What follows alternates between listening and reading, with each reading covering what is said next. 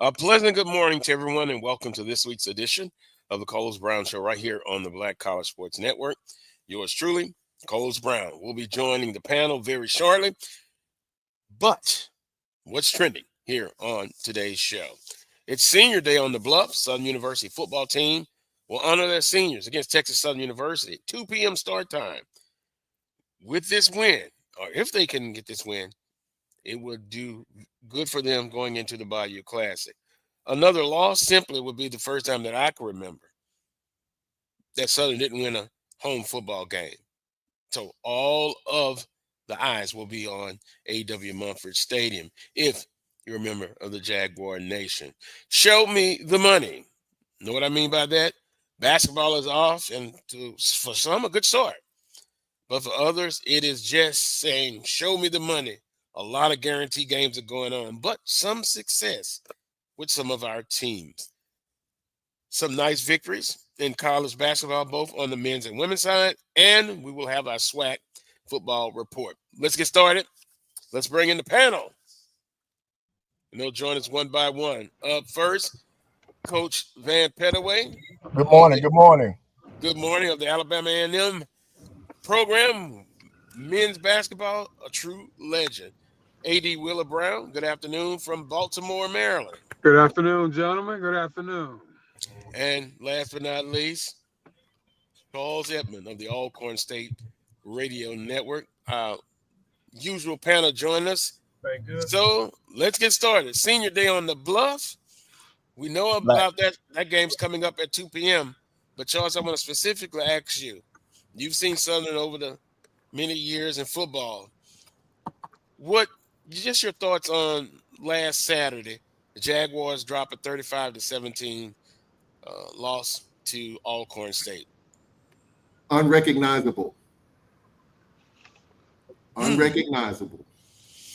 I've been a part of many Southern Alcorn games starting in 1991 until today. And what I saw last week was a Southern team I couldn't recognize, to be honest. I mean, we knew coming in, the program's kind of in flux. You got an interim coach in Fred McNair. And Southern, as they've done a lot of the season, they start out fast. Up 7-0, 18-play drive. Slowed the game down, which I kind of figured that would happen. And they went down the field and scored. But then some self-inflicted wounds gave the Braves an opportunity to come back and tie it up. They did that.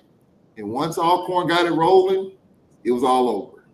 And I think that's kind of Southern University in a nutshell. They start out fast, but when they get hit in the mouth, they struggle to respond. And that's exactly what happened. But I couldn't recognize this Southern team. I saw a little bit of fight. I saw a little bit of pride. But I was expecting a little bit more. I honestly thought, and we talked so much about the Graves situation last week, we didn't do a deep dive into the game here. And I thought Southern was going to play their best game of the year last week. And the reason why I said that was because of the McNair dynamic. Like Wheeler said sometimes, win one for the Gipper, win one for coach. And I thought that was one. And even though you're not going to fix what ails you, when it comes to this game, you can throw a lot of stuff out the window. But one thing that you always going to have is pride. And I thought Southern University, they just wilted and faded. I understand why Fred McNair was hesitant to gamble sometimes. Southern's defense just couldn't stop anybody. And I think that's the reason why he punted the football sometimes. I thought he might have gone for it on fourth down. midfield. I mean, what have you got to lose? Go for it. Let's go. But Mhm. he played the margins, he played the percentages. He backed the Braves up with I think knowing that his defense just couldn't get off the field. And we marched the ball right down the field at times. Now Jalen Tolbert put it up for grabs a couple of times, a pick six. They had another interception, but Southern's offense couldn't capitalize.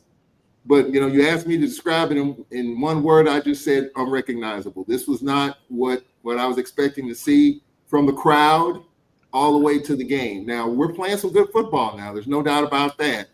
But I was expecting a little bit more from the Jaguars, and maybe that was just an overreaction on my part. But the better team won, and look, I support this conference from every team from 1 to 12. And the Jaguars got a lot of work to do, going forward in terms of what this program look like. The Jaguar Nation is supportive. They've got the best fan base, I think, in the conference in terms of numbers and support. And I don't know where this program is going to go from here. Wheeler says, what's the plan? They got a plan. We just don't know it right now. And so I just thought it was an unrecognizable Southern team. They had chances early.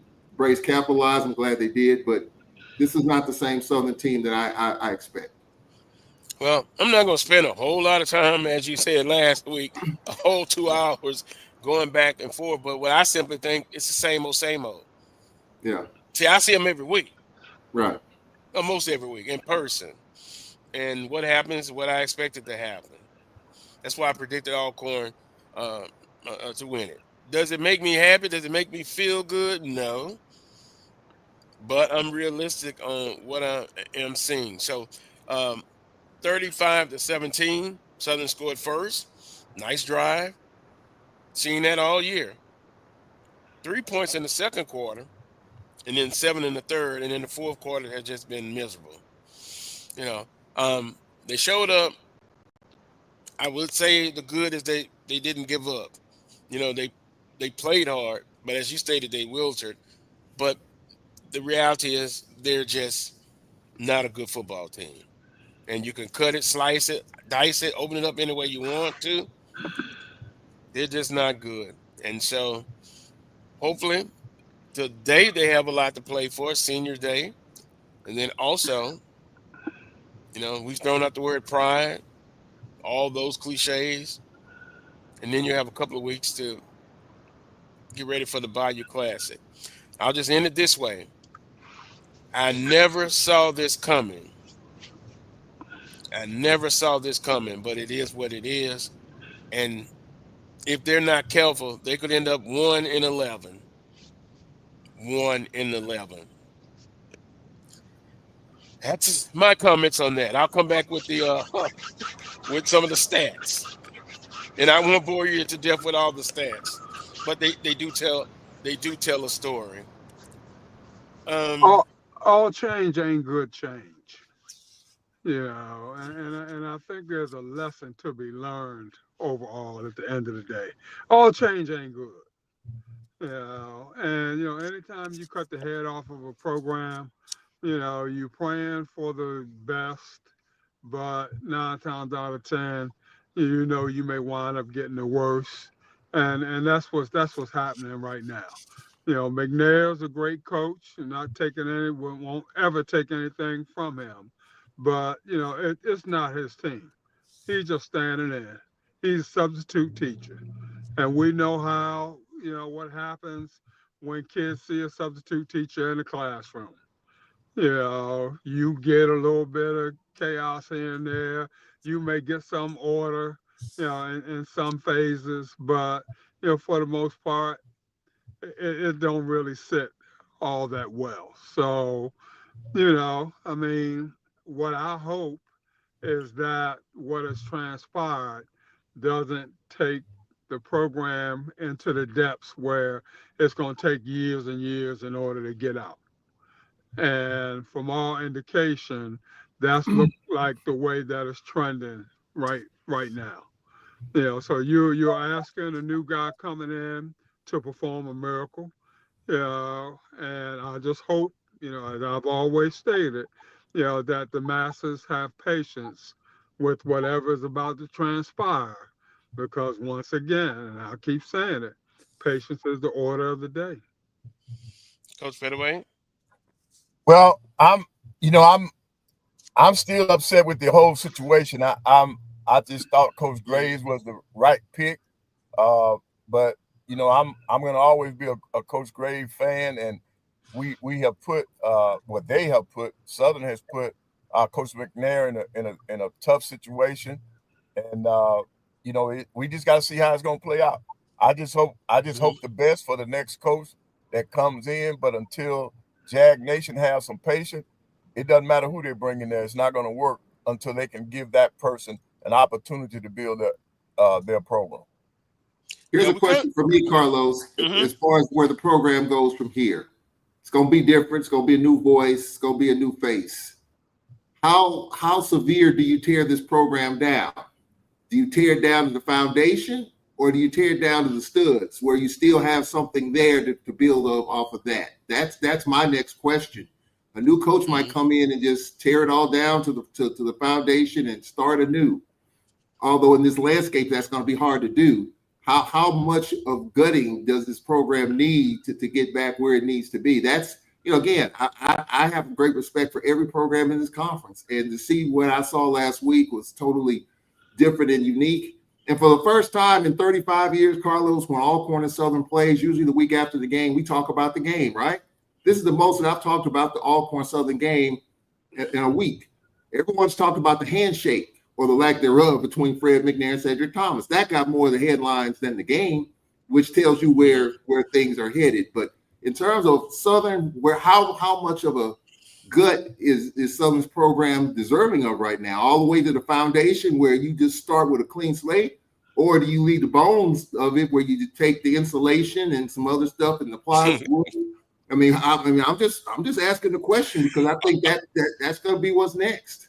Yeah, no, I'm just laughing because of the analogy. Let's put it simple.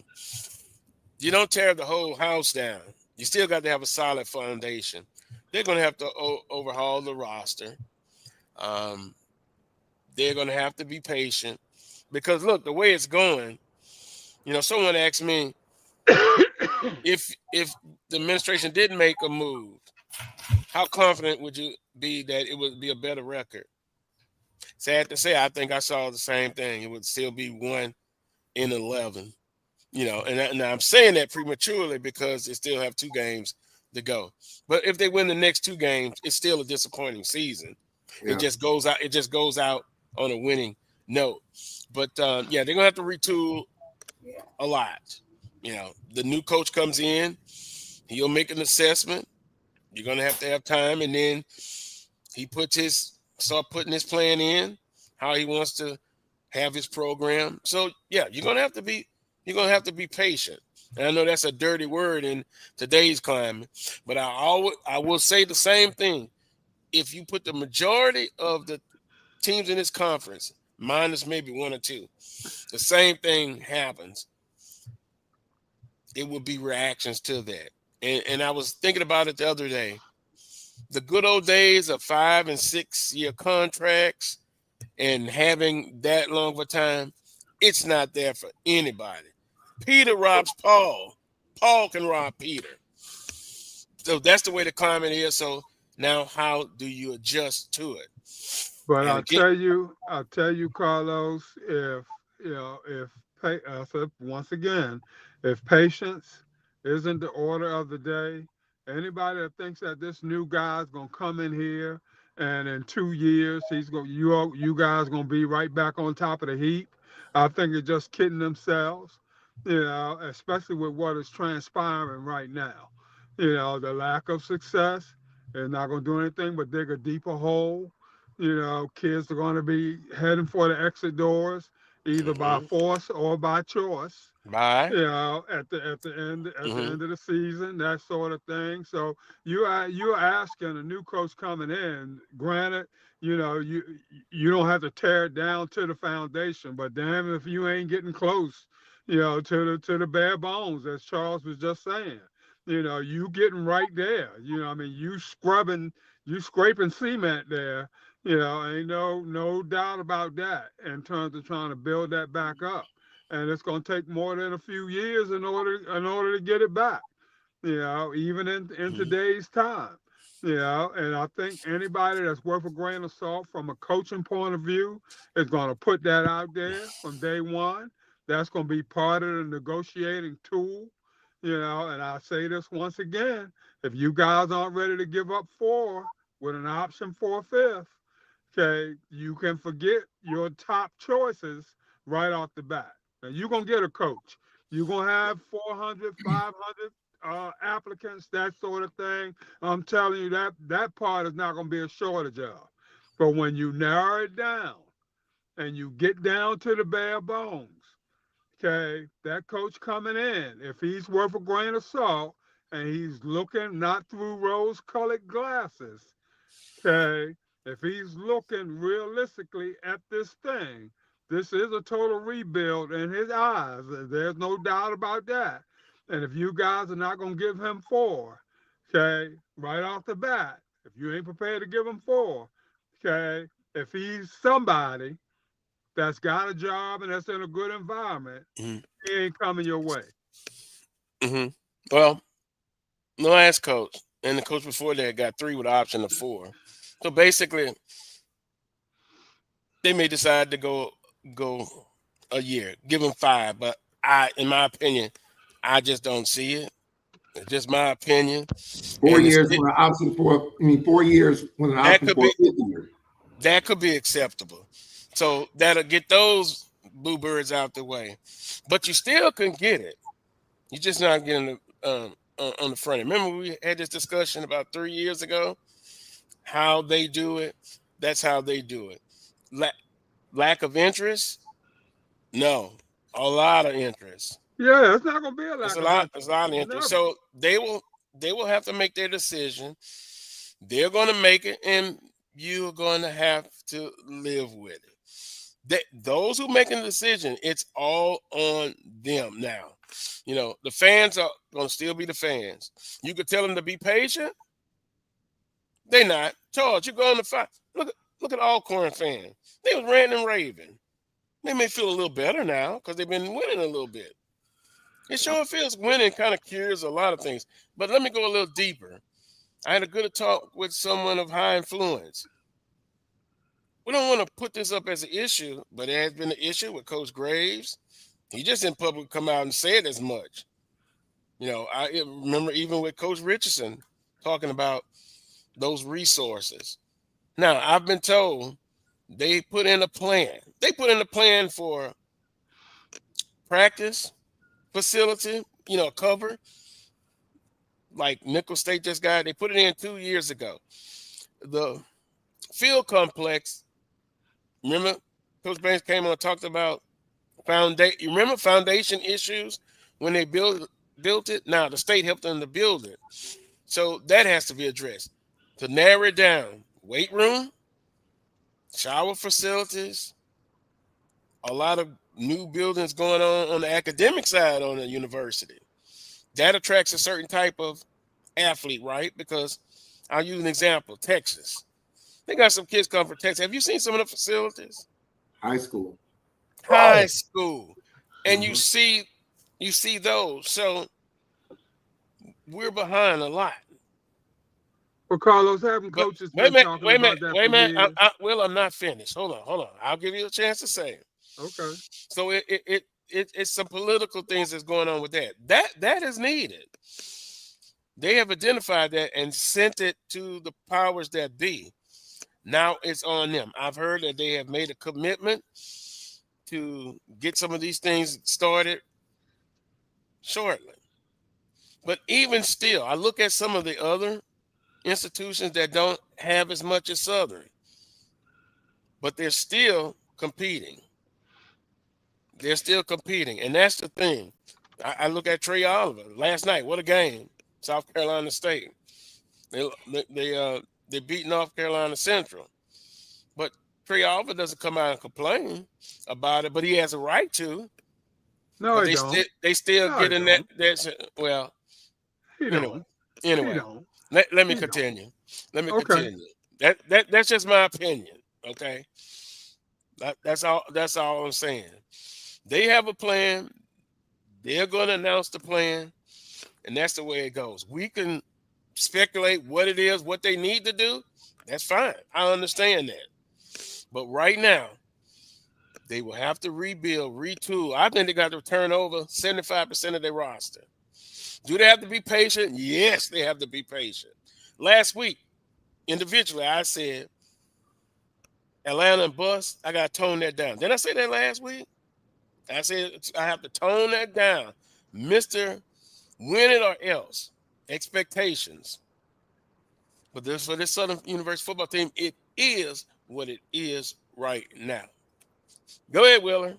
I just, like I said, I think your coaches have been complaining about that for the longest time.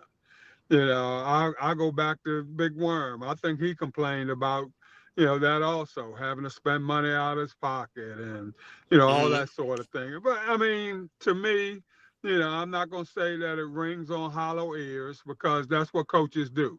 If you want to get things done, a lot of times you're going to be spending money out your own pocket, that sort of thing.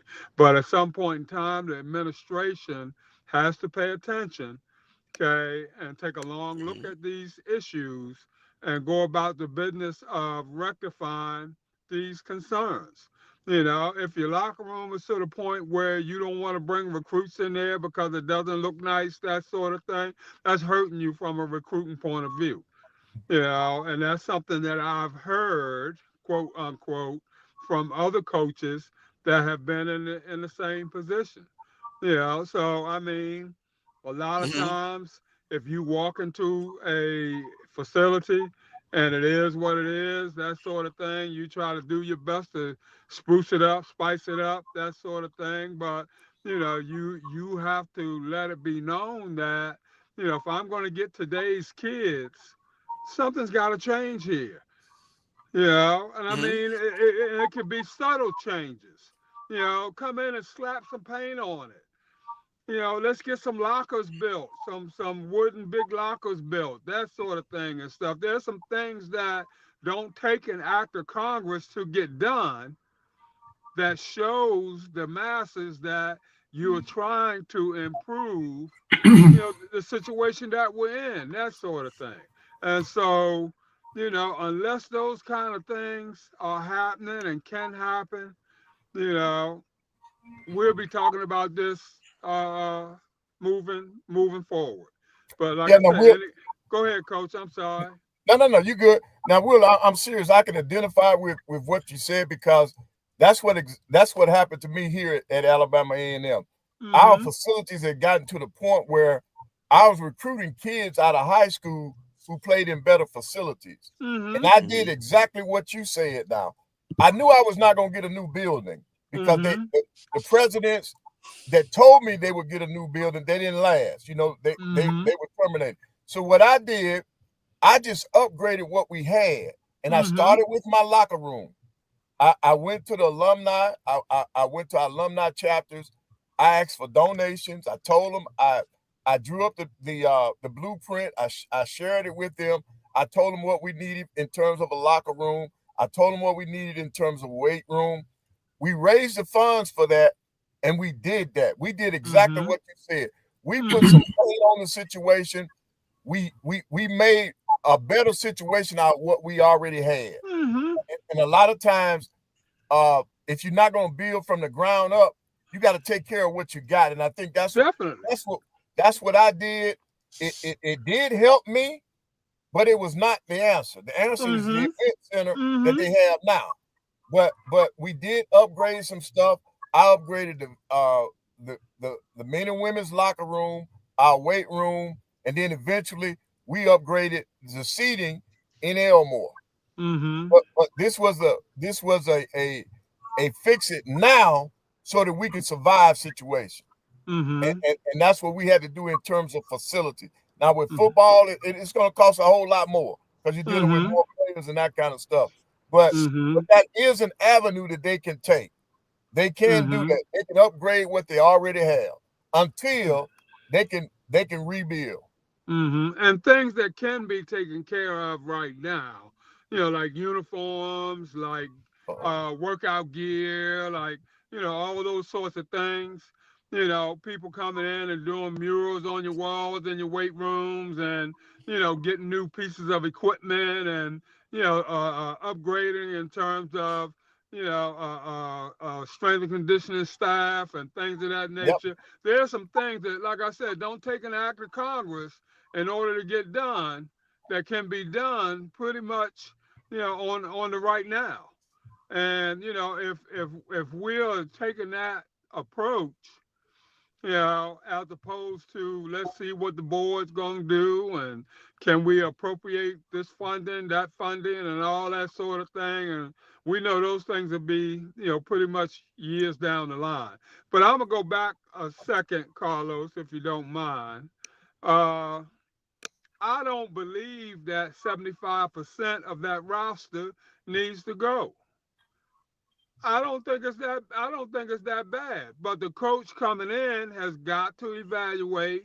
He's got to do his homework, that sort of thing. Got to look and see what's there, what can be salvaged, that sort of thing. I don't think the roster is that bad to where you're Well, talking about turning over We're three talking quarters of the team. we're talking about 63 numbers, 75 or 63. So it won't. That's a lot of people. It, That's a lot of people. And what that says is that the recruiting has stunk over the course of the last few years.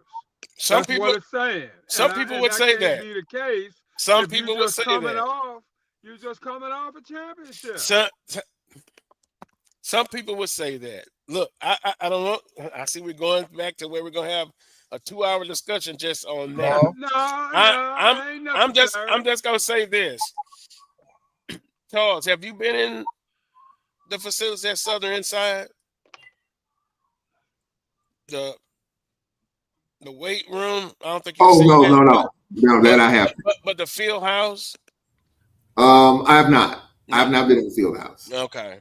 I haven't. Coach I Conrad, think, Carlos, to me, the facilities thing, pictures? yeah, I think the facilities thing is something that, I think every coach that's applying for this job, however many applicants there are, I think all of them understand the dynamic of what's going on as far as the facility and all that. I think any coach coming in is going to want to be able to grasp and feel things right now, because they're going to hit the ground sprinting. And if this head coach, whoever it is hired a week or two after the season is over with, and it seems like they're ready to make that decision whenever the season's over, then what can the administration do to assure the head coach that right now I need some things as far as, not just facility stuff, the weight room, all that. I don't think that takes care of itself. But you need players. Like, how many players right now that privately are saying, I'm out of here. I'm out of here after the Value Classic? I don't know. There are players that are probably going to stick around and see what the next head coach is going to be like, to see, because they may not have anywhere to go. And so they want to see who the next head coach is going to be and try to sell themselves to the next head coach. So there are people sitting on the sideline. What is Trey Holly going to do? That's a big story. Was Trey Holly going to stick around? He is highly coveted. He was highly coveted at LSU, and we know what happened. So, anytime you have a coaching change, there are players that are going to try to hang on and see what the next coach is going to do. There's some that are going to say, I'm out of here regardless. And so what the next coach has to work with, that's going to be the difficult part. Some will fall via attrition. Some have played out their eligibility. Some are gone anyway who have eligibility. So that's going to be the next challenge for the next head coach, to see what he has left, and then just kind of go from there. Some will sweep the roster clean. Some will stick around and see what the next head coach is going to tell them. So I think that's going to be a huge conversation with all these players that are just kind of waiting in limbo. Isn't that something you've seen in the past? Say not even Southern University. That happens, right? Yeah. Those that have options are going to be looking at those options. So that's natural. So he can look when he comes in and make an assessment. That's the first thing he's going to do. Some things, the most important and pressing issue from a resources standpoint is to get those things updated, or, well, I'll just leave it at updated.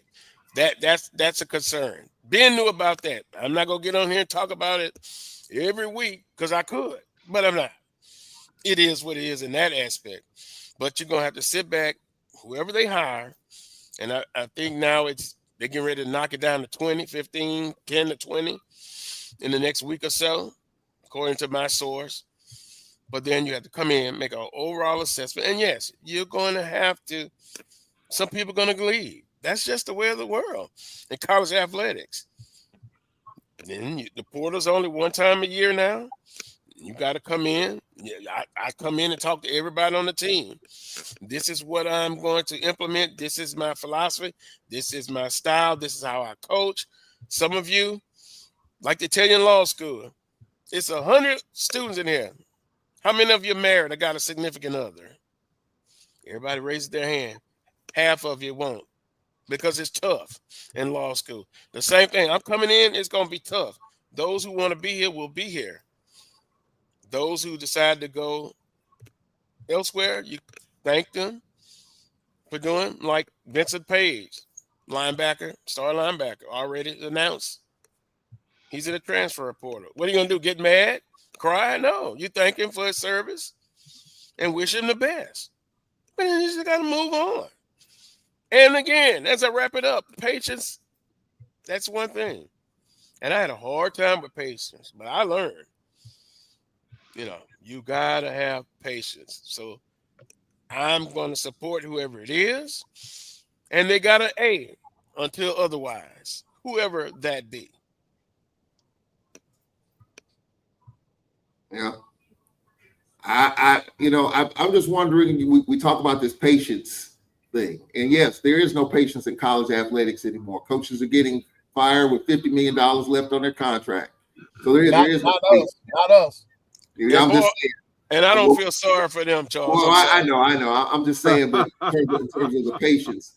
And I said this before, I'm just wondering, when you look around the SWAC, you look at T.C. Taylor getting it done fairly early in his tenure. It's very early in Tremaine Jackson's tenure, but he's on the path to win the Western Division in his first year.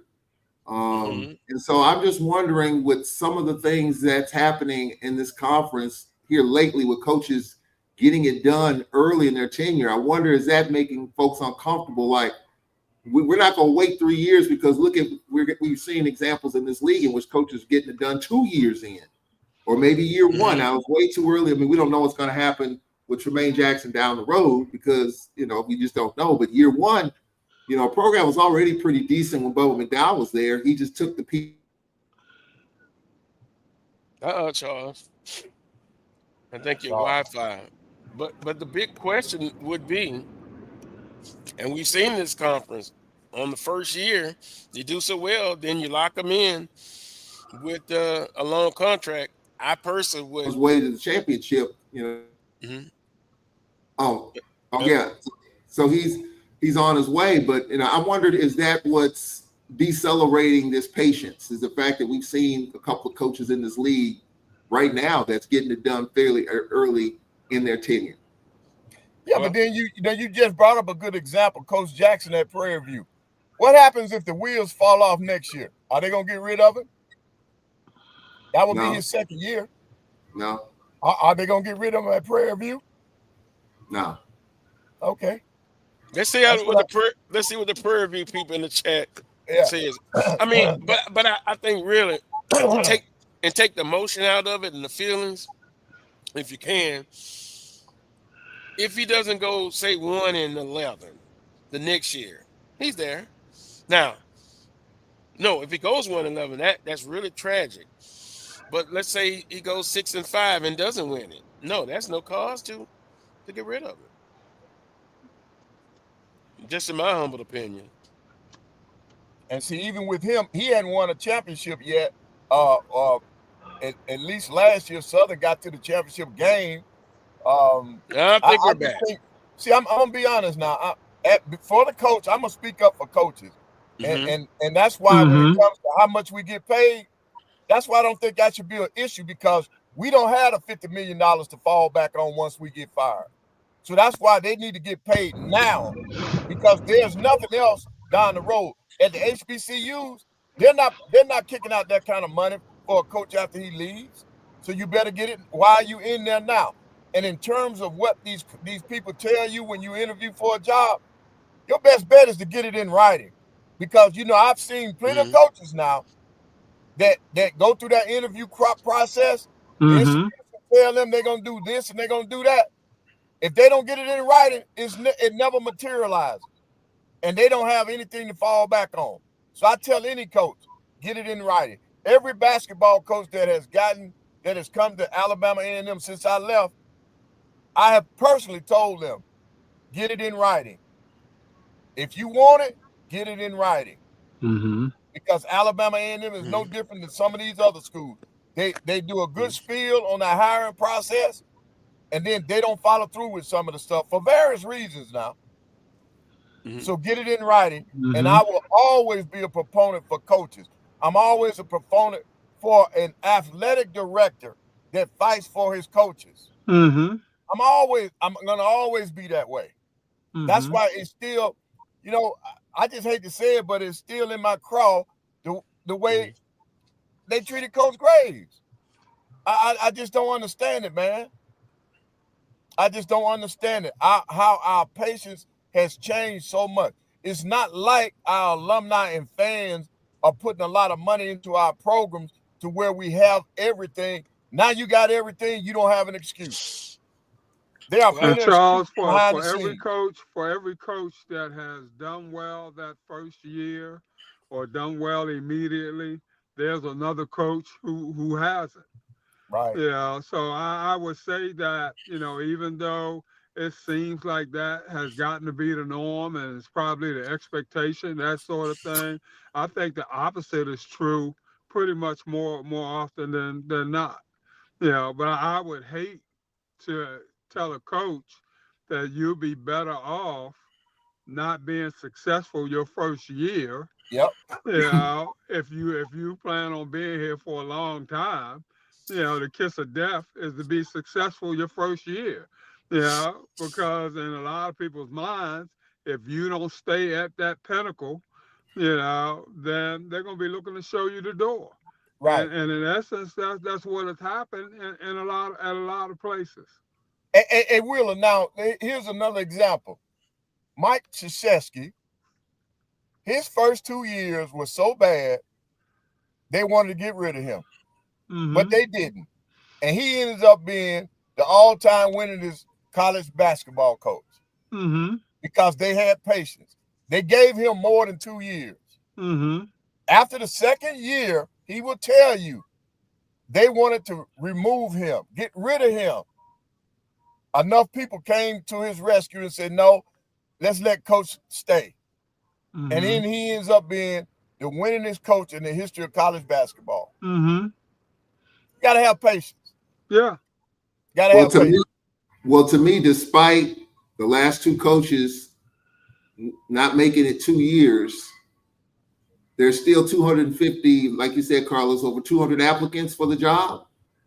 How And many that's applicants? not surprising, Charles. That's not But surprising. I think what it shows you is that despite the lack of patience, people still want the job. The job is still But that's very Charles, coveted. that's not surprising. How many of these jobs are out there? You It's not you that have to many. look at that also. There's Yeah, not a lot of head coaching jobs out there, yeah, especially on our level. So yeah. all that plays a part. I'd have to look at those applicants, look at the quality of those applicants, as we start to narrow things down and get down to the bare bones. Do You're you gonna think there's a have, high like I said, profile name? Well, we're huh? just speculating, but do you think there's a high profile name out there, or names that, I mean, we kind of know some of them. Do you think that there's some high I'm sure profile names there in is. that group? I'm sure there is because it's that curiosity factor, Charles. And as I get further into the process, okay, and get to talking to people and getting to know people, getting to know the lay of the land and all that sort of thing and stuff. When we get down to the bare bones in terms of what the university is willing to commit to me, if I'm one of their top choices, okay, then that's where the rubber meets the road, right there. When we start putting nickels and dimes out there on the table, that sort of thing, we start talking about what's necessary in order to get this program where it needs to be. We start talking about commitment in terms of dollars and cents, in terms of what it's going to take to get this program where you all want it to be. When we start talking in those terms, that's when things start to level out. Things start to flatten out right there. And you get the contenders from the pretenders, and then you start to narrow things down a little more from there. Now, I'm not surprised that a lot of people and a lot of named people have applied for the job. That's not surprising. You got a whole lot there to offer, and they'd be fools not to investigate and see what's there. It's when we start to take the pants off and take the socks off, all that sort of thing. We start to touch and feel, okay, then we find out what's what. Charles, did that answer your question? Yeah. I mean, Mhm. look, we've kind of been through this, and right now things are okay as far as Alcorn is concerned, because we were having the same conversation kind of about Cedric Thomas a month ago. Right now, things have cooled down here a little bit. I can tell you some will not get back on board on this ship until Cedric Thomas is gone. Some have lost it, as far as support, as long as Cedric Thomas is the coach. I respect that. I understand it. But then there's some people are saying, okay, let's see what this is about. But, the overriding question here, and already we got 2 games left in all season. And I can tell you right now what Braves fans are saying right now. Where in the hell was this a month ago? Where was this team a month ago? I've been asked that more than anything else this week. And so that's something that we'll have to deal with. And, there are people that have cooled their heels on Cedric Thomas, won't get back on board, but there's some Alcorn Braves fans that love Braves football, and they're winning, and they're on the boat right now.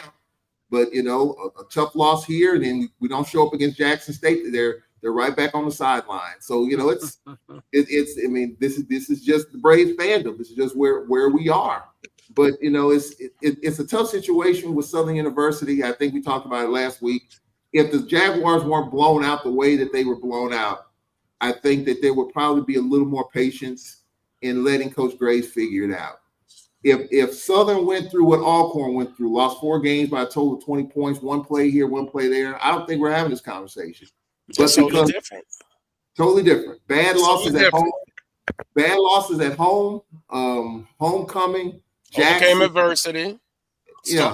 Started off tough. Started out tough, but I think if you're close and you feel like you're right there, I don't know if Coach Graves gets fired. I think you're like, okay.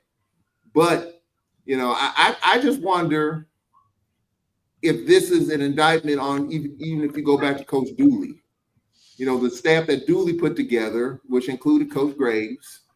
I just wonder, is this going all the way back to that? Dooley took you to a SWAC championship game, so did Graves. And I'm just wondering, is this let's just flush the whole house, clean and just start anew. And I think that's kind of what seems like that's what's happening. You got to give the new coach an opportunity to formulate his staff. Yeah, you have to. That's just part of the process. That's just part of what you go through. Yeah, and like I said, I'm sure Coach Graves interviewed each and every one of those guys, and if he didn't believe they were going to be good fits for, his vision and what he saw, then, he appears to be the kind of guy that would have had no problem moving in another direction. And I'm sure there were other position coaches out there that he could have plucked from. He'd been around a long time, that sort of thing. So, I mean, it's, I don't know. I don't know. On that note, should I do the statistics? Yeah, I'll be quick. It'll tell a story. As always, is what I say. Alcorn State, 259 yards rushing. Southern University, 74. Remember how we talked all season offensively? They have not passed the ball consistently. Their one shining star has been running the football. But I think Alcorn State's defensive coordinator was not brilliant, not a genius. He just looked at the body of work. You stop the run, we will live with you throwing the ball, and we are confident that we will win. And that's what happened, at least from that perspective. Total offense, 257 yards. Not bad. For Southern, 378 for Alcorn State. That's probably not your highest output, but close. Thus, I present again the big difference from the last 2 or 3 years. You've always had offensive problems, but the defense was able to toe the line and pull more of the weight because the offense had their issues. I'll put it that way. This year, it has not happened. It's like, what happens if the defense can't? And you see it on television, in person, you see it even a different way, but the same conclusion. Defense, folks, is just not good. I'm sorry, Charles. You saw it. Yeah. And that's the way it is on with this team. Possession time, Southern actually had the time of possession. 30 minutes and 10 seconds to 27 and 10 seconds for Alcorn State. Holly, Alcorn said, you're not going to get no big runs on us this week. We're going to shut the running game down. They loaded the box, Charles. Yeah. It's as simple as that. I was really surprised that he had 10 carries. They had 28 carries for 74 net yards. I thought, we kind of previewed Trey Holly getting the bulk of the carries, and he did. He had more than any other back. Barry Remo, you started with Asbury in the back. You got some carries early, but then you didn't see him anymore after that. But I was expecting a heavy dose of Trey Holly, only 10 carries. If you look at I understand from your point, but from what I've seen all year, Charles, I'm not surprised. Yeah. A lot of times the question is, why not give him more carries? Yeah. Yeah, you got to have major overhauls up front and the defensive line. Mm-hmm. Yeah. And those questions will be asked in the press conference every press conference. Yeah. And you get the same answer. I'm sorry. I have to just take the emotion out of it and just look at the bare facts. It's bad. It's bad. So I'm through with numbers, Charles. It's bad. It's bad when people are saying bring on basketball and we all going to talk some basketball. Oh, we are. Yeah. Oh. And that was under my what's trending. That's why I say show me the money. You get it? Yeah, Excuse me. Good victories by UAPB women to open the season against Memphis. Yep. Then this past week, Grambling State over Southern Miss. Now, Southern Miss is not a blue blood, but it's a good win. It's a good Alabama win. State over UAB. Mm-hmm. Yep. A&M beat Charleston Southern. Mm-hmm. Grambling beat Howard. And look at that schedule. You're having some success when you kind of play to your level, if I can use that term, or just a little bit above. But now you can also see on the women's side, oh my God, it's 80-point victories. But I got to sit here and say it is what it is. It's always when the conference season comes, that's when you challenge. Charles, you said almost basically it don't matter. I'm getting choked up again. Excuse me. But it does. Yeah, it does matter because you want to win past the conference.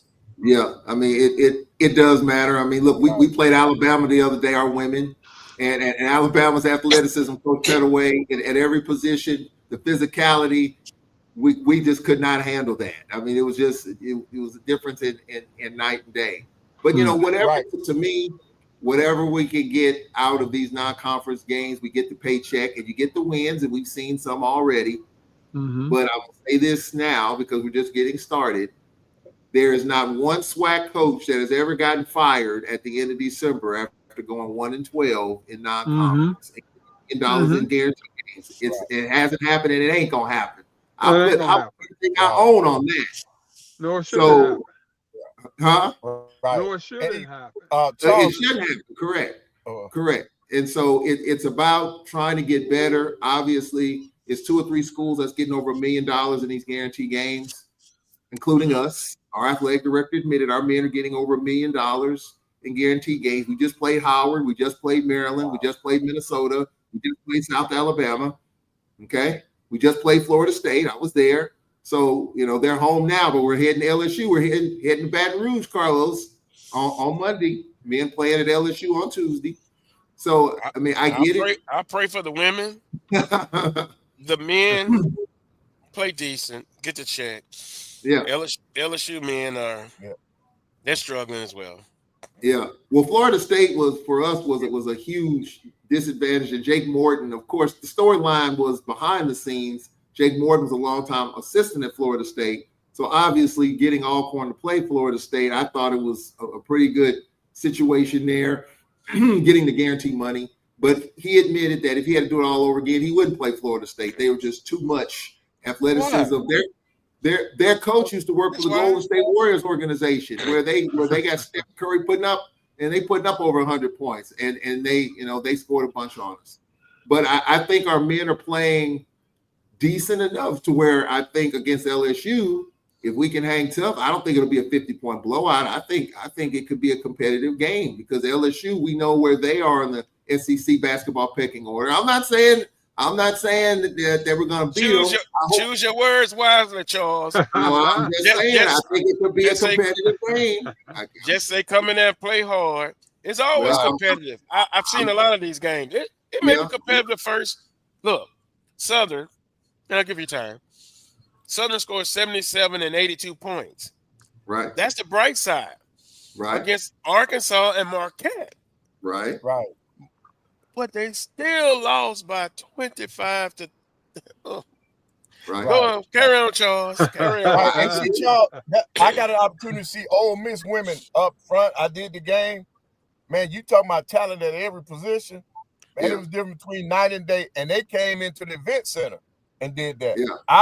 Our ladies, Coach Thorne, she's got to go to Alabama this week. She'll be at Alabama this week. So, in the non-conference schedule, our teams are taking a beating. But I really like what I'm seeing across the conference when it comes to basketball on both sides. I think we're going to be okay. And Carlos, today, some of the activities that are going on here for Senior Day, when we take a break, that'll be it for me today because I have to participate in some of this stuff. But I like what I'm seeing when it comes to basketball in the SWAC. Yeah. I think coaches have done a great job. I am with you, Carlos. I think we need to modify our schedule some. I think there are too many guaranteed games out there. See, in y'all's case, and in Alcorn's case, you all are playing all those money games to help other sports. And a lot of times that money going towards football. So see, you're in a search for a football coach. That's why your basketball coach got to do what they have to do to help with that situation. And the same thing at Alcorn. They want to upgrade. That means that they got to spend money. I mean, they got to go out and make money by playing all these guaranteed games, but they do it through the back. And a lot of times basketball is not benefiting as much from that. So that's the nature of the beast now. That's the nature of the beast. And by the way, get well to Coach Johnson. He missed the first couple of games on the road. And, I mean, they played as well as they could, and it's still early. But to my point, look how many points they scored, and you still. That is what you're up to. And no disrespect to Alcorn's men. I've seen where you play good for 5-10 minutes. Sometimes in the first half. But, boy, a good big man can beat a good little man most of the time. But there are exceptions to the rule. We've seen some. And so we say congratulations and great job to that. But, we're not going to get down. At least I'm not trying to get down too much when you go in and give your best. And, man, you just – Wait for me. It's just it. Yeah. All right, Coach Pettaway, if you have to go, we understand we probably overdue for a timeout. We still have the SWAC football report coming up. And then again, we've kind of talked about this before. When I said show me the money, they're making that money, yeah. But again, it would be nice in a perfect world to get some of that money to go back into that specific program. Yep. Since they're doing the hard work, Yes, we sir. shall overcome someday. that just came into my mind. But then that was good for that time. But now it's the time to get out and fight. Get out and fight. Can't be stuck in the 80s and 90s. Can't. No. Got to fight. So we shall overcome one day. That day should be coming. I've been talking about this for 10 years. Yeah. Or longer. Yeah. Or longer. On that note, we'll take a timeout. When we come back, it'll be more of the Carlos Brown Show right here All right, on the Martin. Black All College, right, Martin. Black College Sports Network. This is the Dean of the College of HBCU Sports, Kenyatta Cavill of Dr. Cavill's Inside the HBCU Sports Lab with Mike Washington and Charles Bishop. Come mix it up in the lab where the course lecture is in session every Tuesday from 6 o'clock p.m. Central Standard Time on Facebook Live, YouTube Spreaker, or the BCSN app, as we discuss all things about the HBCU sports culture, including exploring the week that was in the sporting HBCU diaspora, as well as the upcoming week of HBCU sports. With me, the Dean, the College of HBCU Sports, on Dr. Cavill's Inside the HBCU Sports Lab with Mike Washington and Charles Bishop. Course lecture dismissed.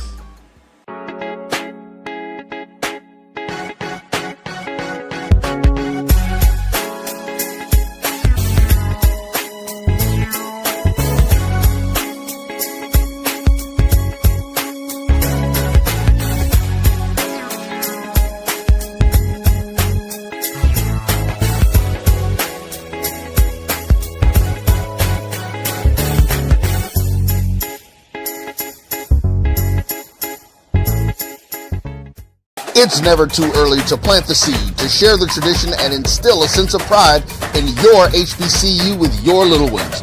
HBCU Pride and Joy Children's Boutique helps you share your school spirit with a wide selection of adorable kids apparel and accessories officially licensed from your favorite HBCU. Visit hbcupridejoy.com and follow us on all social media at HBCU Pride Joy on Facebook and Twitter. For over 30 years, HBCU Image has been more than just an apparel store. We've been a movement, a statement, a legacy. We celebrate the pride, the purpose, and the culture that make historically black colleges and universities legendary. Whether you're a student or a lifelong supporter, our gear lets you wear your HBCU story with confidence and style. Because when you wear HBCU Image, you're not just wearing clothes. You're wearing culture. You're wearing pride. You're wearing purpose. HBCU. College football fans, the Cricket Celebration Bowl is celebrating 10 years of crowning an HBCU national champion. A champion will rise at Mercedes-Benz Stadium on December 13th as the MEAC and SWAC champions clash in Atlanta. Join us for championship football, interactive fan experiences, and iconic marching bands. It's an HBCU family reunion that you don't want to miss. See who will be crowned the next HBCU national champion. For event and ticket information, visit thecelebrationbowl.com.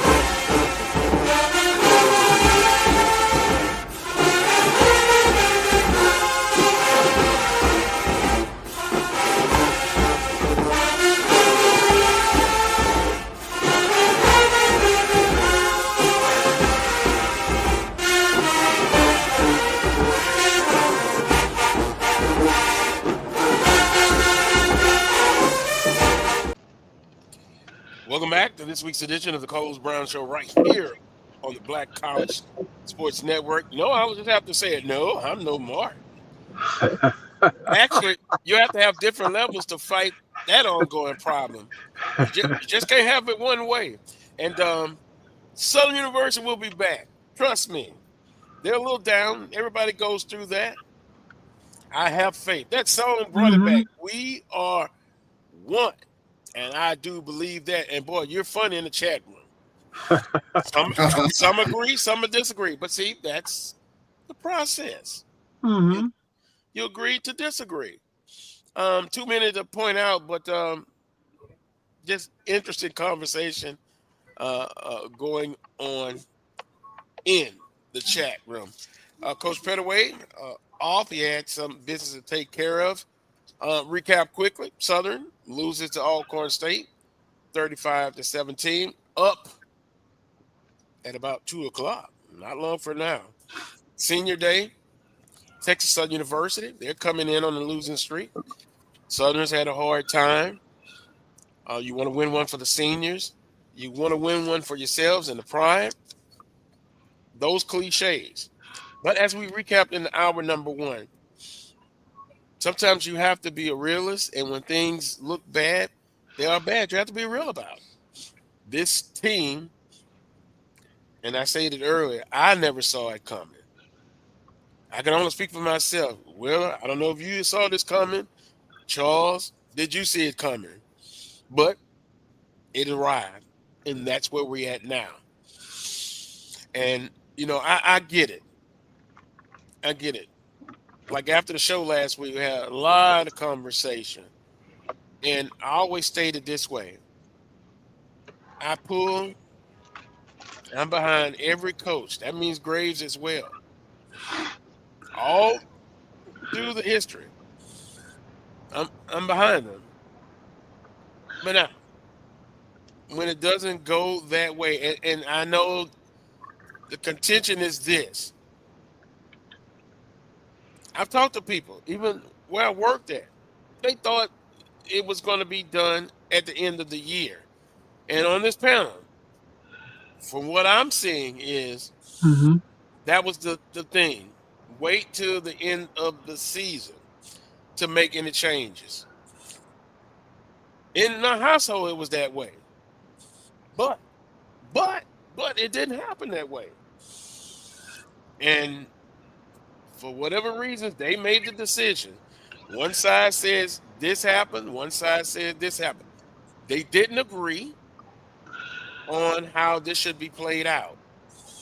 And so mentally and emotionally, I have to just put myself away for it.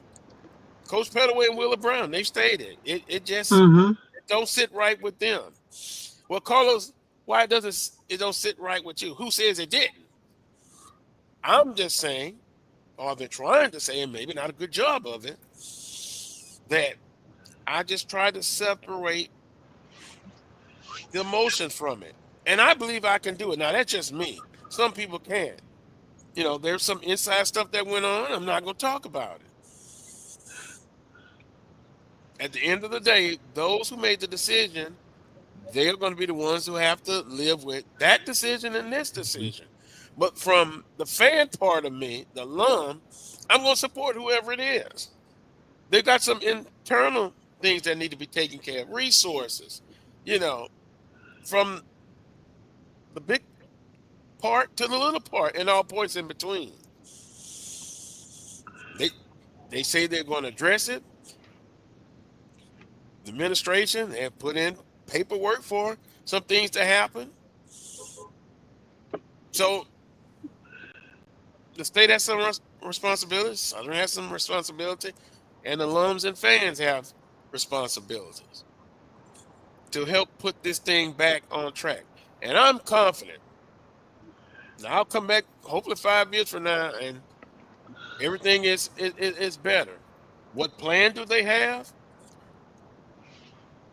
They're going to share. They have a plan. They have a plan. I just don't know it. Right. And that's the key right there. And I can't fully get on board until I see the plan. I think right now, in my mind, everything that's going on right now, Carlos, they could have done with Coach Graves still as the coach. The little search that they're having right now, all that sort of thing and stuff, could have still been going on right now. Even with Coach Graves being the coach right now. Granted, if that was the case, you're gonna let the man go at the end of the season. I mean, like we always say, AD's got your little short list and all that sort of thing and stuff. A lot of things go on behind the scenes that, people do know or don't know about. But right now, everything that's happening right now could have been done with Coach Graves still being the coach. Mhm. And then that way, if things had improved or what have you, you still wanted to keep him. You still had your short list out there. You ready to go, so forth and so on. But like I said, until I hear a plan or see a plan, that sort of thing, hard for me to get fully vested in what's about to transpire. I And think that's in a just perfect me. I think in a perfect world, Carlos, as far as Coach Graves is concerned, he made the change with the offensive side of it in promoting Coach McNair. That was a start. The question, if you're talking about keeping Graves at the end of the year, you sit down with him, or maybe even during the process during the season, if he's still there. If his intention was to move on from several coaches, several, not just one, but several, because there are some deficiencies, then maybe the administration would hear that out and say, okay, he's making some major changes. But if that wasn't going to be the case, and you let it go all the way to the end of the season, and he's still, and look, I personally think, and I don't know, I haven't spoken to Coach Graves, but I know he's been in this business long enough to know that this season was unacceptable. He was going to have to make some Mm-hmm. major changes. Mm-hmm. So he may have been ready to gut the staff at the end of the season, or else he was going to be gone at the end of the season. Mm-hmm. Whether he's going to do that or not, I don't know. I mean, I've heard the word loyalty thrown out there. Maybe he wasn't going to make major changes. Maybe he's going to turn the screw a little bit to the left or to the right and say, we'll be right back there. I I'm, don't I'm know. sure he, I'm sure he would have, Charles. I would think that he would have. You don't be Yeah, in that business as long you don't be in the business as long as he has been in the business and not know the unpleasant side of it. correct. Yeah, And I'm sure that, in 25, 27 years of coaching, you've pretty much seen it all and heard it all, that sort of thing. And, there are examples out there going and coming of coaches, head coaches who have let friends go, because when you're in this game and you're in the coaching realm, you know that, I mean, loyalty, sure, but at the end of the day, it's about, production, that sort of thing and stuff. And we all know the seedy side of the business. And yeah, we know that friends have let friends go, that sort of thing and stuff. I've been in situations where I've had coaches in my office kick back against me because they didn't want to let an assistant coach go who was very close to them and all that sort of thing. And, but look, at the end of the day, it's something that we got to do. You need to go home, think about it, that sort of thing. Time is the great equalizer, I think. When you give me an opportunity to sit down and simmer over the decisions that need to be made, I'm going to do what's going to be best for the kids and best for the team and best for the organization as a whole. And if that means letting you go and you're my best friend, that sort of thing, I'm hoping that you understand and you're a coach, so I know that you do understand. yeah. And we just gotta we just gotta move forward from there. So it's a matter of the opportunity to be able to do so, I think. Well, it is what it is, and for some reason they decided to move on before the end of the season. That we'll never know unless you dig deeper in. It'll be this side saying no, that wasn't the case. This side says no, I'm right. bottom line, they've moved on. And now we have to move on because, Bethune-Cookman and Jackson State, I see they've already started. But before we get to the games for this week, games last week, Saturday, November the 8th, it was Pine Bluff losing a tough one to FAMU, 31-28. It was Prairie View A&M all over Alabama A&M. Boy, I'd like to ask Coach Pettaway what he thought about that game. 48-5. And you notice the teams that are up front and in a position to clinch it, they're leaving no doubt. They're blowing people out. Yeah. Jackson State over Mississippi Valley State, 42-3. They could have came in and said, well, we're in a good position. That's that killer instinct. That in the jungle world helping. It happens. They could have. They got to do it. They're in a dogfight right now with Alabama State. They can't afford another slip of the foot. No. And guess what? They didn't. 42-3. Yeah. They were favored. They probably could have played backups and what have you. But it was and like, that no. game kind of close early on? I mean, Valley made a little fight of it early, didn't he? Yeah. They just couldn't hold on. But that's my point. 42-3. That's what you do. Dog. The big dog prevails. Who told me this? Somebody said you kill a fly with a maul hammer. That's right. Or a net, Kill a mosquito with an axe. That's right. and that's what you do. I'm thanking that Brian Fulford, who's producing for us today. Bethune-Cookman, oh, wow. 31-23, they lose to Grambling State. Big news. Cam Newton talking about how disgraceful it was. A big fight, suspensions all over the place. I'm just going to say this. I wouldn't condone it. It happened. And then have people say, well, he didn't say anything about Texas State and I believe in ULL. They've always had brawls. No matter the reason, it's bad then and unacceptable, and it's unacceptable now. Excuse me. And that's the way I look at it. They dealt out punishment accordingly, but some said, but I did see Coach Mickey Joseph. And now I would have handled it different. Here's how I'm going to always be in the press conference. It was a tragic thing that happened out there. It's unacceptable. I agree. I am the CEO. I'm the head coach. It all stops with me. That's the bottom line.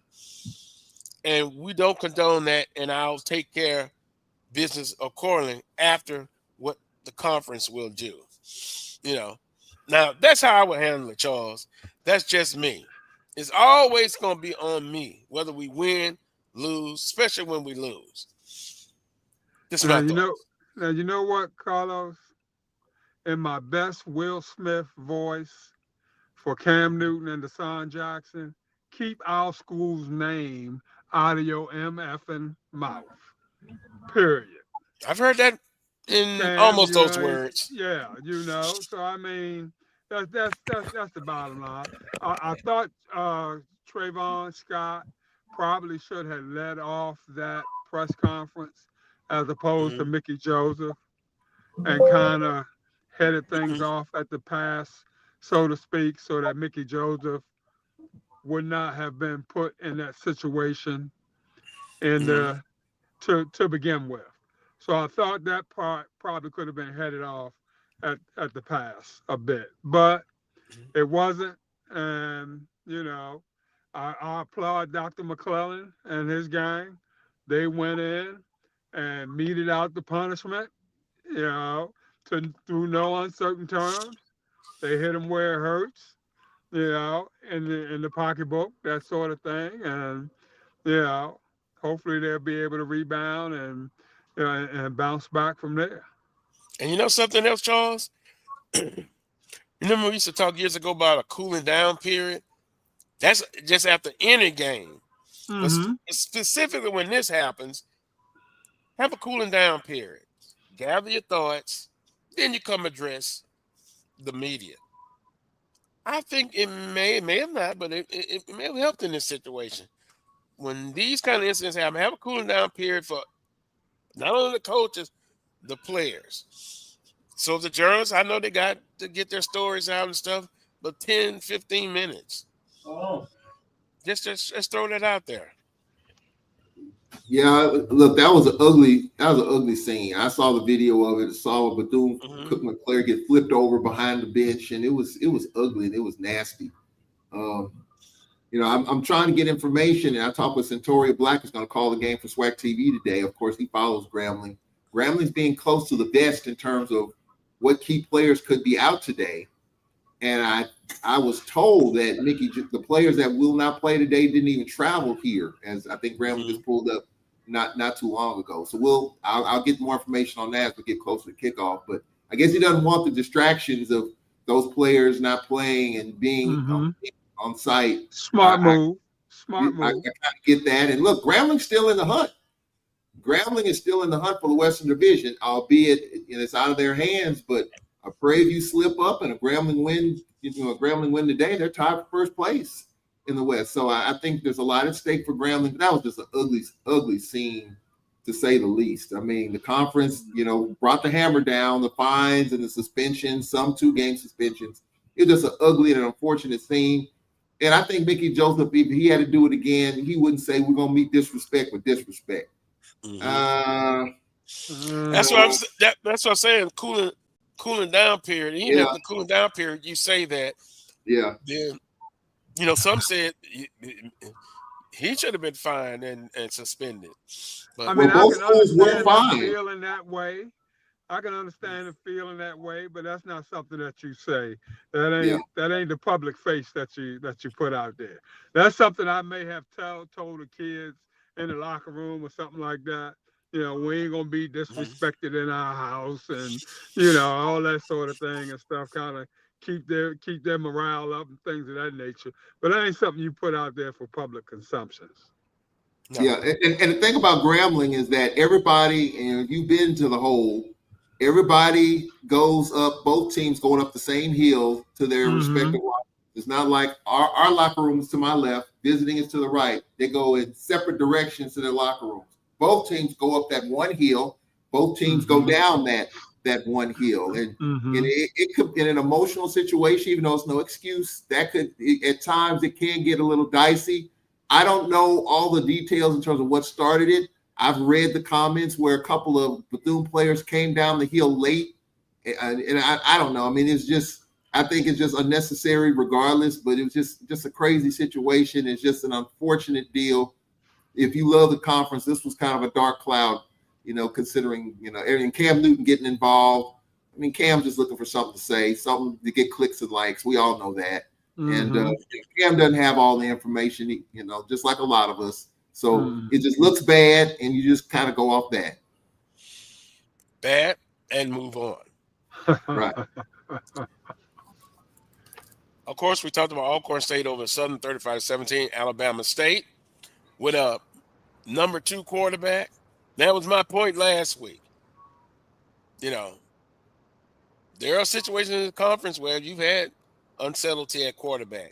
Your defense, back end. Charles. Defense. Charles. Defense. Yeah, but that quarterback, defense. He's not hurting the team. He's not hurting the team. But and they're still is that's a fact. But also, opinion is Alabama State offense hadn't slipped that bad. Not that bad at all. And he still put up 42 points. Because look, you can stop and have the greatest defense. It does help. But you still have an offense that has been able to manage scoring some points and not letting the offense just drop completely because one guy goes down. That's why you build a team. My second guy, he's not my first guy, but he could come in and manage the game. Don't hurt me. And kudos to Alabama State. I'm a believer. By the way, Coach Robinson, he was in trouble at some point, but he was able to overcome it. And last year was just tragic offensively. Quarterbacks, right, Charles? Yeah. But they were able to stick in there. That's the thing. Sometimes it's not that you lose. It's how you lose. Well, I never thought that Coach Robinson was, and just talking with Dr. Cable, at media day every year, it just seemed to me that it could be better, but it could be worse. And I think they were just kind of an even keel approach with Eddie Robinson. He's been through a dozen quarterbacks. He finally got one in Andrew Body, and then he gets backed up. So I think that's, they have a quarterback, and this is the year to me of the backup quarterback. I mean, look at how backup quarterback, Jackson State, Grambling, Alabama State, all using their backups, and all are playing pretty doggone well. Yeah, not hurting the team. But anyway, all these squads that you guys just mentioned, okay, they've been playing exceptionally on the defensive side of the ball. Yeah. At the end of the day, offense, defense, special teams. They all play a part. And when your first string quarterback goes down, the other two facets of the game have to become front and center. And for the teams that you all just mentioned, the other facets of the game have become front and center. And I'm willing to say that, had Southern's, the other two facets of Southern's game rose to the occasion, we might not be having this conversation right now either. Well, we saw that was our point, Willie. We saw 2 years ago, right, Charles? They told the line and then some. Yeah. This year they didn't. And anyway. But by the way, guys, Jackson State Southern 7-7 in the first quarter, Bethune minus some players, and Jackson State trying to keep the truck in the middle of the road. Now it may end out a blowout, but if we look at Bethune-Cookman offensively, they've been doing it all year. Yeah. Their defense has been spotty.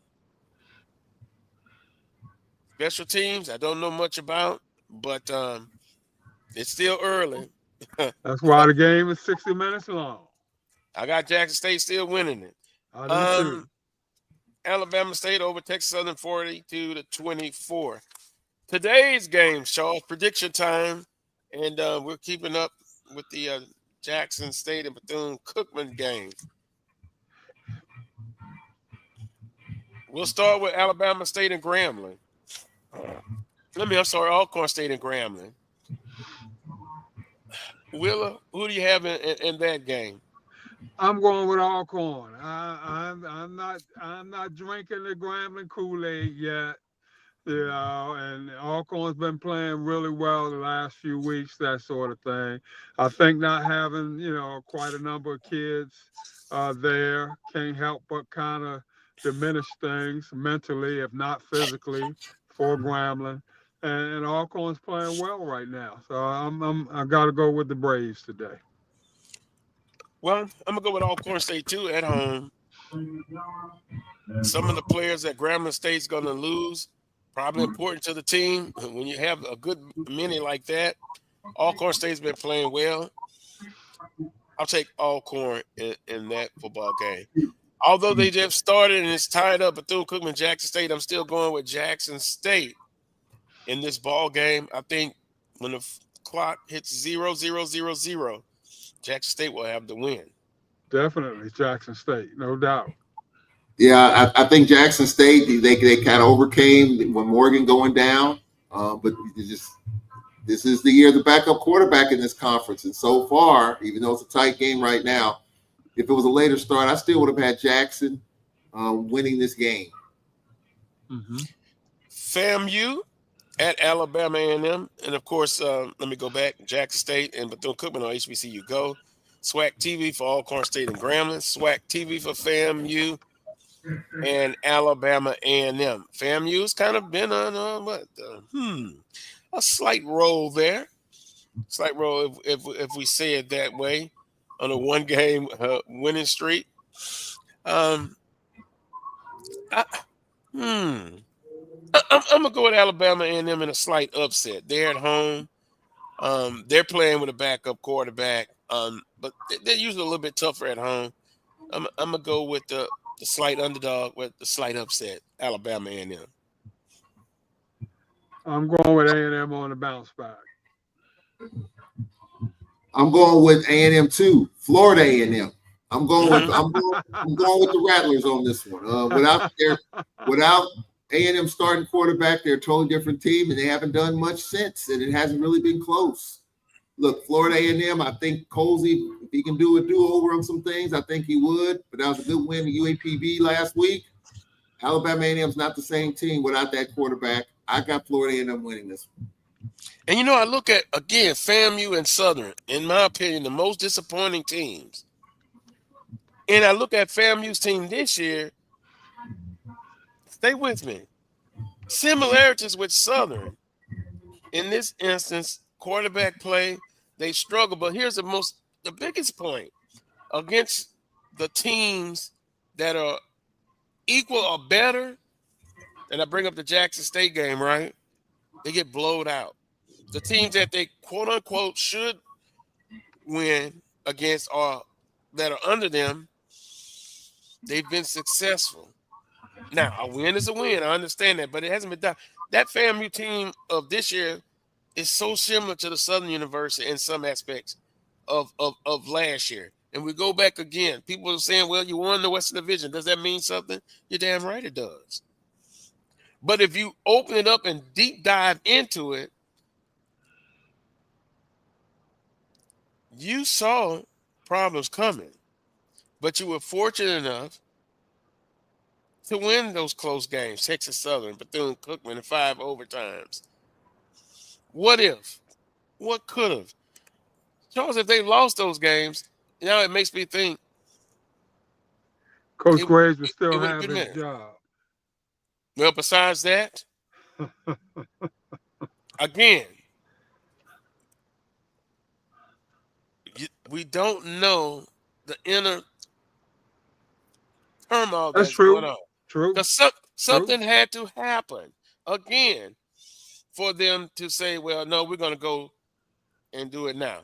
Somebody must say again, the home losses were bad. Bad. Homecoming wasn't the biggest loss, but it was a bad loss. So I don't know. We'll find out one day. Yeah. We'll find out one day. Alabama State at Mississippi Valley State. Here's where Alabama State could probably say, well, we're going to take it easy. No, we can't. We still got a slight chance against to win the East. I like Alabama State winning this game by double digits. And Valley may be better than they were last year. Probably so.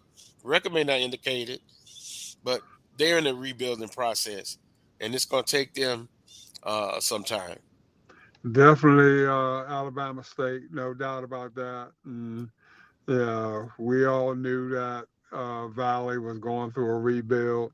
Are they playing better? Probably so.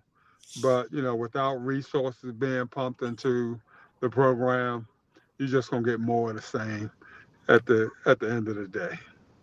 There we go. We got Charles back. Alabama State, Mississippi Valley State. Mississippi Valley State may be better. The record may not indicate it, but they're in a rebuilding situation. But I like Alabama. I said Alabama State by double digits. Yeah, Valley has kind of pushed Alabama State around the last couple of years. But I think this is a totally different Alabama State team. They are in the hunt. They're trying to stay in it, hoping that Jackson slips. So I do have Alabama State winning this game.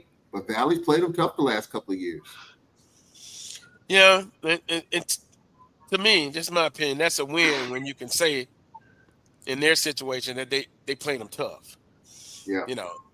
Now, somebody else, the Alcorn, their fans might be like, no, we don't want to play tough. We have a legacy. Ain't no moral victories out there, Carlos. Well, that's true. Ain't no moral victories out there. Well, with Valley, in their situation, playing tough is, to me, in my opinion, that's a win. And I did enjoy talking with their AD and the football coach at SWAC Football Media Day. They have good ideas, a good plan. It's just going to take them a while to get it done. And maybe we have to revisit them when the season's over and see how they felt about the first season there at Mississippi Valley State. Yeah, I mean it's for Coach Buckley. I mean, he's got some work to do. I mean, he said at media day, you're gonna know that you've been in a dogfight. Y'all might beat us, but we're gonna be right there with you. And it's here when Valley came here, it wasn't easy. We were able to make some plays, but Valley let us know that we're here. So I mean, yeah, the moral victories for whatever it's worth.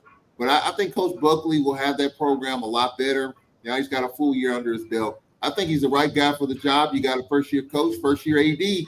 Sometimes that marriage does work. I'm looking at EA says, "Colors, we got up out the grave." I guess he's talking about the season so far. But FAMU 4-5 overall, boy, that to me that's still No, that's not acceptable. Just from no. the FAMU fans I know, and I'm sitting here looking at the conference record overall, winning streaks: Jackson State 7-2, Alabama State 7-2, Bethune-Cookman 5-5 overall, 4-5, 4-6, 1-8 Valley. In the West, Prairie View 7-3, Grambling State 7-3 on a 4-game winning streak. Texas Southern on a 2-game losing streak. They're 4-5. Alcorn State 4-5. Arkansas Pine Bluff 4-6 overall. And there it stares you right in the face. Southern 1-9. God rest her soul. My aunt would probably pass out looking at that. She was, and look, it's been some days back before the Coach Richardson era that you've had some tough records, but never this bad. Never. Wow. Watching Southern here 7 days ago and just reflecting back on the 2 SWAC championship games here between Southern and Alcorn, the great games here, with Steve McNair and others, it really, I had to bow my head a little bit. Like, is this exactly what I'm seeing? But it's exactly what I'm seeing. So, look, I hope Southern gets it right. I mean, we've already had this conversation the last 2 weeks. They got to get it right. Got to be patient, which I think patience probably not going to be there, but they got to get it right because there are teams that are ascending. I think Prairie View's ascending. I think Cedric Thomas, if we play well today and give Jackson a tussle, I can see the Braves ascending. So there's some teams that are kind of level, ascending a little bit, and Southern's got to get with that. Well, let me ask you a question. If he extends up, would the Alcorn fans, would you be willing to sit down and say, well, you had a disastrous first part of the season, and the run started with Lincoln. We laughed about it, but Lincoln. Am I willing to sit down and give him a bonus, B, bonus, a bonus? An extension? Or C, you leave as is. He has a 3-year contract. Mm-hmm. This is year 2. So you leave it as is, right? You leave as is. Definitely. Oh, I just had to put it out there now because then we've talked enough about the other situation. Let me use my Dick Vermeil voice. Bonus. Mm-hmm. Yeah, I mean, look, I think for Alcorn, one of the keys for us offensively is to play a Jalen Tolbert. Nobody's talking about Jalen Tolbert. Jalen Tolbert early in the season didn't run the football. Teams were stacking the box and leaving the edges for our quarterback to really run and take off and do some things. He didn't do that. Mm-hmm. It started with the Florida A&M game down in Tallahassee. That's where it started. And that's when you saw the ascending of Jalen Tolbert as a quarterback. It's helped our running game tremendously. And so I think with that, even though this is last go-round, this is last home game, I think that's been one of the keys to this 4-game winning streak. And our defense has finally figured some things out. So, with all of that, we're playing. And I know some people say, who have you beaten? And I know people say, you beat Valley. You beat a hot Texas Southern team that was still in the Western Division race. That was an impressive victory. Yeah. And Southern, look, I thought Southern would play their best game of the year last week. We didn't get a chance to say it, but I'm saying it now. I would have said that, but I would have been totally wrong. But, 4-game winning streak is a 4-game winning streak. And I think you win this, that's 5 in a row.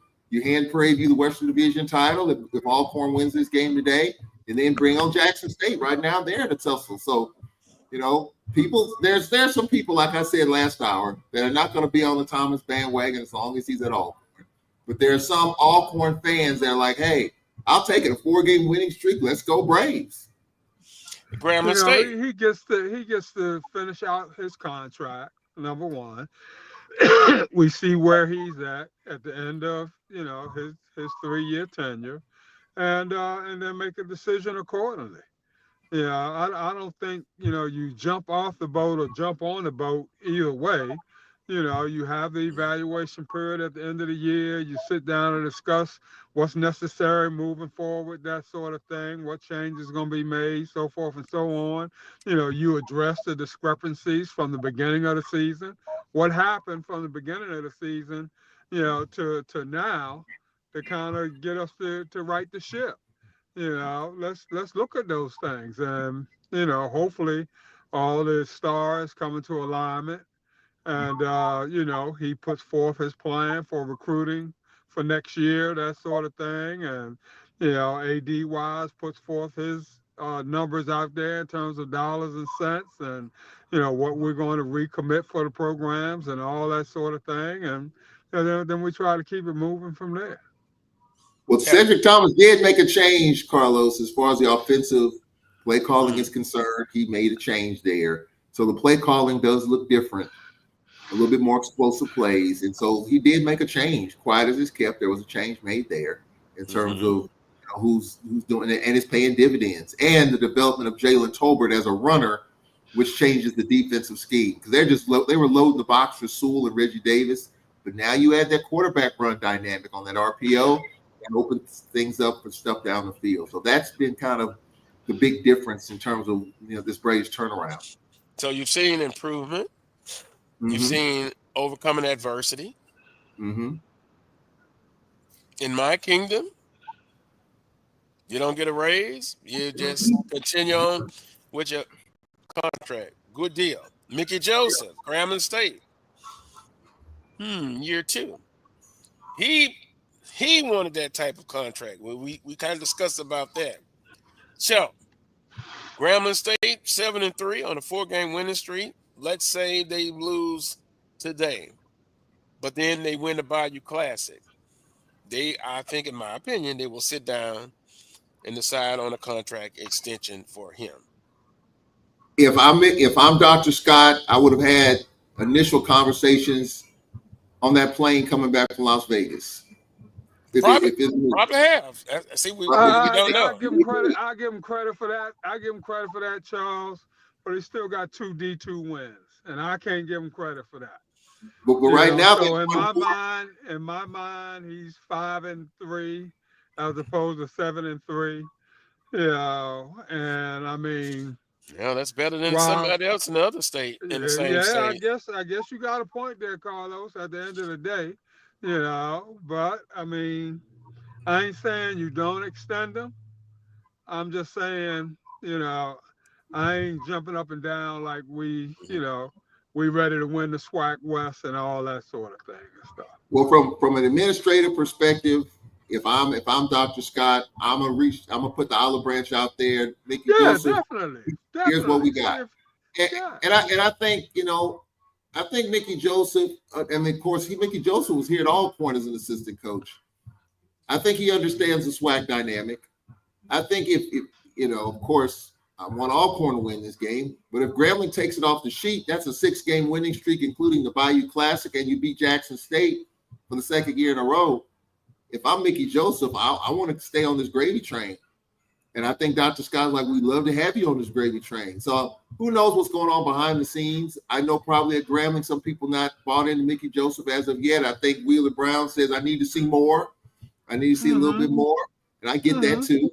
But I think you beat Jackson State, the HBCU and SWAC champs for the 2nd year in a row in Vegas in a big classic like that. Yeah, they lost their starting quarterback in Morgan, but that's still a huge win there. I think that's one of the biggest upsets of the year in this conference to this point.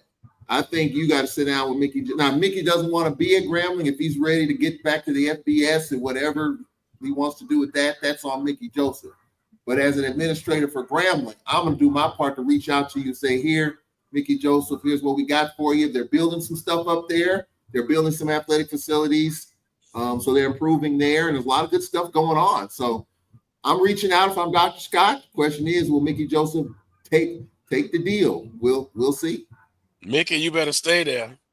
If you know Mickey better not overplay his hand, that's for sure. Yeah, just in my opinion, and I know Dr. Scott personally, a Southernite.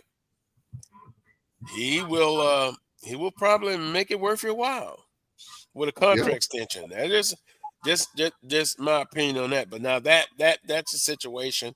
Even at Prairie View A&M, they win the Western Division. Kiss of death, according to Wheeler, he wins it. But I don't think Prairie View will drop in year 2.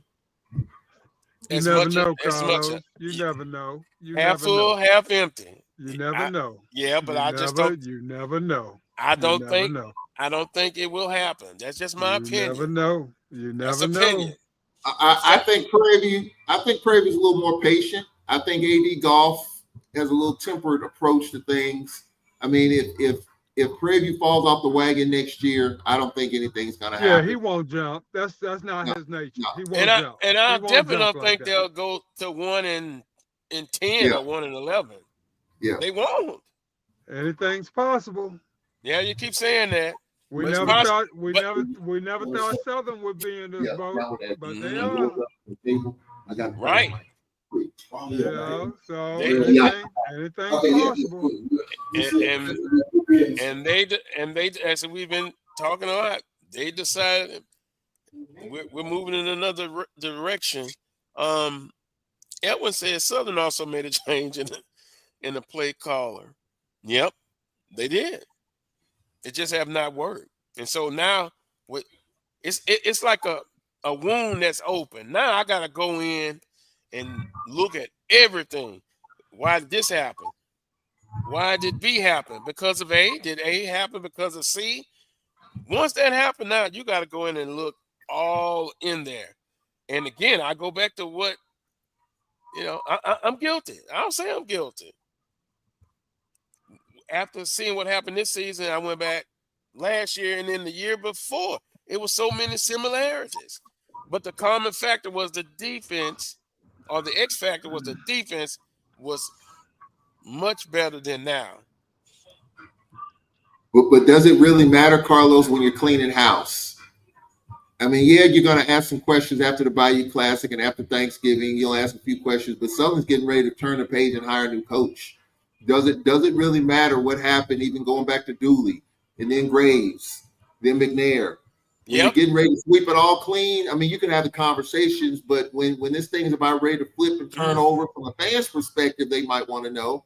But some fans are saying, hey, we're ready to move on. Let's bring on the next coach and let's see what this coach is talking about. Well, I see some similarities. That's kind of how I do. This happened. Why? It just didn't happen because it happened because of something. And that's how I do it, look back. And you go back and look at it. Coach Dooley was an offensive guru. Offense didn't struggle as much as it is now, but it did have struggle. He had a quarterback situation his first year and his last year. Then last year, you had some quarterback struggles, right? Jalen Woods ended up being the best quarterback. How did we know that? Why did it end up that way? You tell me, why did that end up that way? They tried Queen rose to the top. Wait a minute, what was that? Queen rose to the top. But he was the better quarterback of the three, but they played quarterback 1 and quarterback 2 before they decided, well, look. And it happened because of injuries and what have you, but then they decided, no, we're not getting what we want with those quarterbacks. And so they went to Jalen Woods. To this year, Jalen Woods, the starter, coming in, he gets his, I'm told, third concussion. I could only remember 2. And so that changes that as well. So that's a fact. That happened. But the opinion of many is you still shouldn't have struggled that much offensively. And then you looked up, it's other issues that came up. O-line, defense. So they've turned the page. You're right. They've turned the page. We can go over it till we blue in the face, purple in your case. Yeah. But you know, I was going to say this a couple of weeks ago quickly. There were a couple of Southern quarterbacks that left the program in T-Set and Bowden. Mm-hmm. And I'm just wondering, you know, not to play the what if game, that quarterback room looked pretty good. I wonder if you had Bowden and or T-Set, would that have made any difference? I think you had enough sampling of Bowden. He left and went to Edward Waters, right, performing beautifully. Jones, he had a family issue. That's what was said publicly. He had to leave the program. I hear other things. T-Set played. T-Set played in the SWAC championship game. Right. Didn't do bad. Yeah. Sometimes you just have to move on. Sometimes things happen that you can't control. But the things you can control, you need to control them and see why this happened. And if you go back over all this, one of the main factors, the defense is not as good as it was 3-4 years ago. That is true. That is absolutely true. I was Southern's defense is what got them to where they were last year. I thought offense was complimentary, but this year Southern's defense just has not gotten it done, and that was kind of a surprise to me because that's what kind of Terrence Graves held his hat on, you know, coming after you defensively. But that it definitely hasn't happened this year. Yeah. Oh, EA says, Carlos, I really hate seeing you in this state of mind. and the psychological effects Southern football has done to you. And then he's laughing with emoji. No, I'm just a realist. I will be Carlos Brown, whether they lose or win. But looking forward to the turn of the page and see what happens. And guess what? If they don't get it right, we can all come back and talk about it. They didn't get it right. But what if they do get it right? And they go on. Happy day. Yeah. Happy day. Kind of like life, right? Good days and bad days. Maybe as long as your good days outweigh your bad days. Because you're going to have bad days. No doubt. And I point back to everybody in this chat room for your particular team. Even Jackson State. Oh, boy. If I don't know anything, I know Jackson State fan. They win it this year. Your customer winning. They're on a roll. I won't even say 1-10 because I 1-11.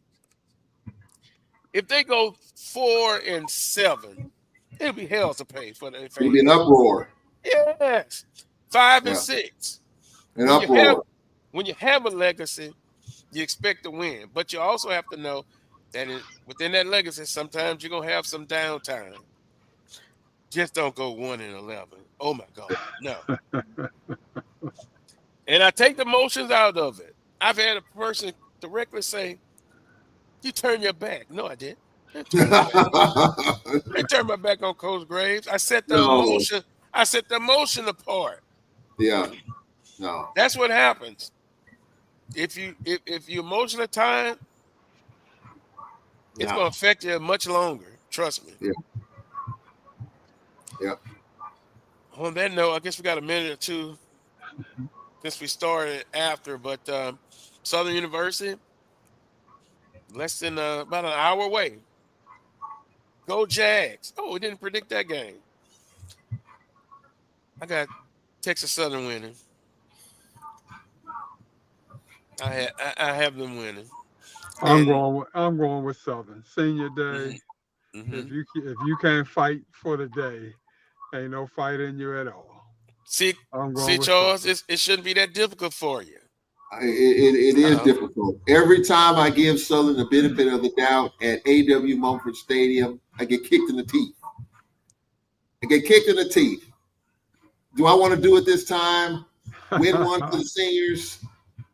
What I saw last week, and I just saw Texas Southern a week before, I'm going to have to go with Texas Southern in this game.